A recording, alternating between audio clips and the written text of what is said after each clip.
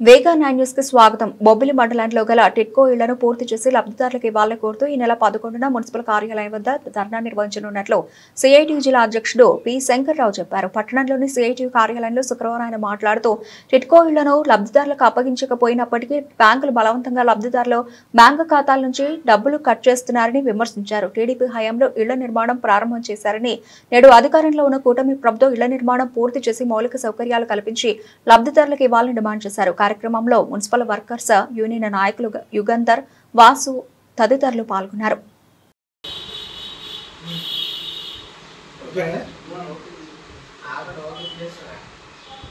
టిట్కో ఇల్లు గతంలో తెలుగుదేశం ప్రభుత్వం ఒక్కొక్కరి దగ్గర 25,000, 50,000, 12,500 చొప్పునే లబ్ధిదారుల దగ్గర వసూలు చేశారు.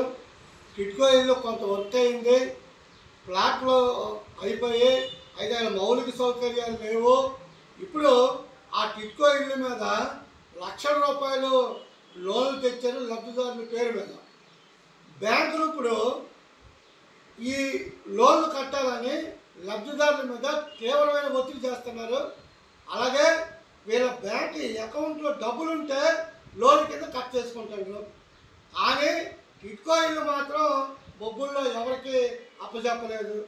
మరి ఫ్లాట్ అప్పచెప్పక వాళ్ళ జీతాల్లోనో లేకపోతే బ్యాంకులో డబ్బులుంటే ఆ డబ్బులు కూడా బ్యాంకులు కట్ చేసుకుంటే ఇది చాలా అన్యాయమైంది.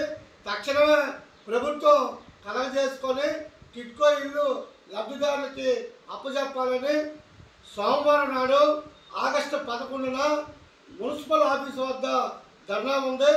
టిట్కో ఇల్లు లబ్ధిదారులు అందరూ కూడా ఉదయం 10 గంటలకి బొబ్బిలి మున్సిపల్ ఆఫీస్ వద్దకు రావాలని చెప్పేసి కోరుతున్నాం.